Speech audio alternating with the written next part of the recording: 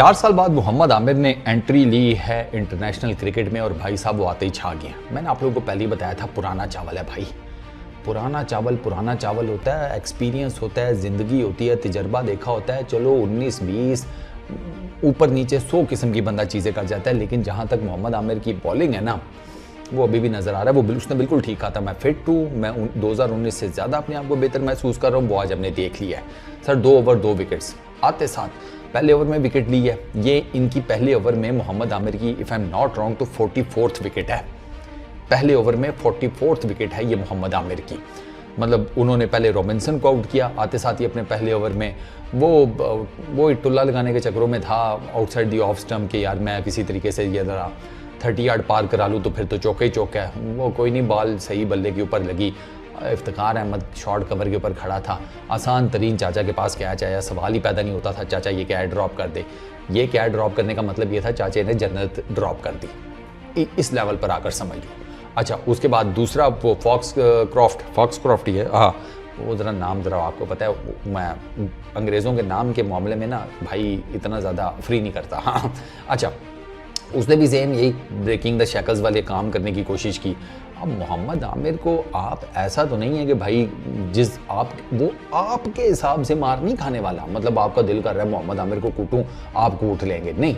वो उससे कोई गलत बॉल हो जाए, उससे कोई गंदी गेंद डिलीवर हो जाए और फिर आप उसके ऊपर उसे कुट लगा लें या चौका छक्का जो भी आप लगा लें, वो एक अलग चीज़ है। वरना आपको अगर अपनी मर्जी से मोहम्मद आमिर को हिट करना है ना, तो फिर आपको एक्सेप्शनल होना पड़ता है।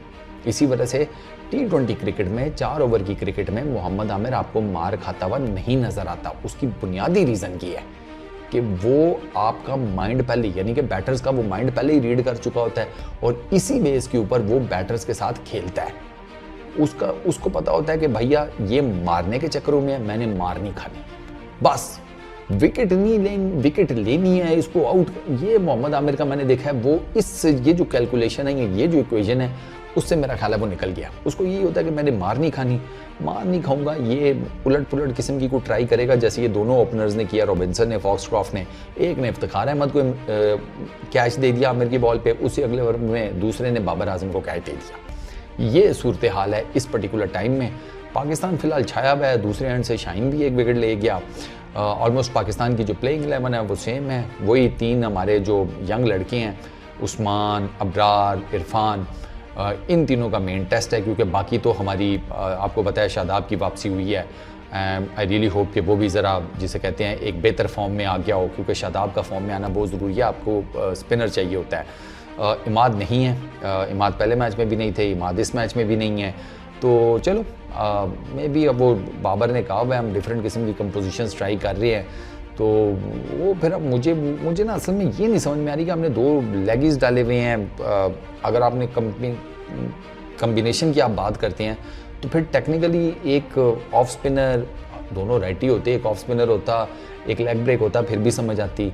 दोनों ऑलमोस्ट एक ही तरह के बॉलर हैं, शादाब और अबरार। हाँ, अबरार थोड़ा सा ज़रा मिस्टीरियस है, वो पिक नहीं होता, वो लेग ब्रेक गुगली है, शादाब टिपिकल लेग ब्रेक हैं।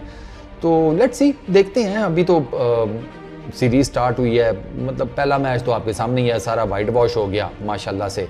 उसमें भी अब क्या किया जा सकता था, पीसीबी के जितने मैं तरले कर सकता था मैंने कर लिए वीडियोज़ में कि खुदारा साइंस की तरफ आ जाओ। दूसरा मैच, इसमें भी ज़्यादा वैसे बाय द वे चांस थे बारिश के, कि चलो शुक्र है बचत हो गई है, ये मैच कंप्लीट हो जाएगा इंशाल्लाह। और मुझे उम्मीद है कि पाकिस्तान इस मैच को बड़ा कंक्लूसिवली जीत लेगा, क्योंकि हम तो अपनी पूरी तगड़ी टीम के साथ निकले हैं। आमिर के आने के बाद आपने देख लिया कितना बड़ा इम्पैक्ट पड़ा है। ये आमिर का इम्पैक्ट ही आपके सामने है। इमाद का भी ऑलमोस्ट सेम यही इम्पैक्ट है, बस उसका फ़र्क ये है कि वो शायद आपको उसकी नंबर ऑफ विकेट्स कम नजर आए, लेकिन रन वो भी नहीं खाएगा। फिर आपके पास तीसरा शाहीन है, जिसको अब ये है कि यार अब कंपटीशन टफ है, now I have to do something. मतलब मुझे आउट ऑफ द बॉक्स कुछ करना पड़ेगा, मुझे अपनी फिटनेस, अपनी बॉलिंग, उसकी जो मैथ्स है वो दोबारा से रिकैलकुलेट करनी पड़ेगी। शादाब का अपना सारा मामला है, वो कम बैक कर रहा है। तो ओवरऑल अगर मैं बात करूँ ना, ये जो सीरीज़ है उस्मान के लिए बहुत ज़्यादा इंपॉर्टेंट है, शादाब के लिए बहुत ज़्यादा इंपॉर्टेंट है, शाहीन के लिए इंपॉर्टेंट है, अच्छा अबरार के लिए इंपॉर्टेंट है, इरफान के लिए इंपॉर्टेंट है, क्योंकि ये वो हैं कि जो डेब्यू कर रहे हैं, कम बैक्स हो रहे हैं। आमिर और इमाद की मुझे इतनी टेंशन नहीं है ऑनेस्टली स्पीकिंग, और उसकी रीज़न मैंने आपको बता दिया है कि वो T20 क्रिकेट लीग उन्होंने इतनी खेली है कि उनको ना समझ आ गई है कि यार T20 क्रिकेट को किस हिसाब किताब से लेकर चलना होता है। और ये नहीं है कि सिर्फ लीग क्रिकेट के ही खेले हुए हैं तो इंटरनेशनल क्रिकेट का कोई नो हाउ नहीं है। इंटरनेशनल क्रिकेट दोनों ने ठीक ठाक खेली हुई है, तो उसका भी एक्सपोजर दोनों के पास है। और स्ट्रॉन्ग हेडेड दोनों कंटेंडर तो दोनों स्ट्रॉन्ग हेडेड हैं। तो मेरा जहाँ तक ख्याल है कि बाबर आजम के पास एक बड़ी आइडियल टीम तो आ गई है, मतलब लड़के आइडियल आ गए हैं। आइडियल कंपोजिशन अगर बन जाए, मतलब प्लेयर्स तो हैं आपके पास, लेकिन कंपोजिशन बनना, कम्बिनेशन जो हैं बनना आइडियल, वो भी तो मैटर करता है। ये बाबर आजम के पास अगर आ गए ना आइडियल कम्बिनेशंस, बैटिंग में, मिडल ऑर्डर में, फिर बॉलिंग में, तो मेरे नज़दीक पाकिस्तान की ठीक ठाक किस्म की एक ख़तरनाक टीम वर्ल्ड T20 के लिए तैयार हो सकती है, वो नज़र आ रहा है। अब बाकी फिर ऊपर वाले से आपको दुआ शुआ भी करनी चाहिए कि सारे मामलात जो हैं वो सेटल्ड रहें, क्योंकि साड़ी क्रिकेट का ना कोई पता भी नहीं लगता। सीधी सी बात है। तो बस इस वीडियो में इतना ही। अपना बहुत ख्याल रखना यार, नेक्स्ट वीडियो में मुलाकात होगी। Peace out.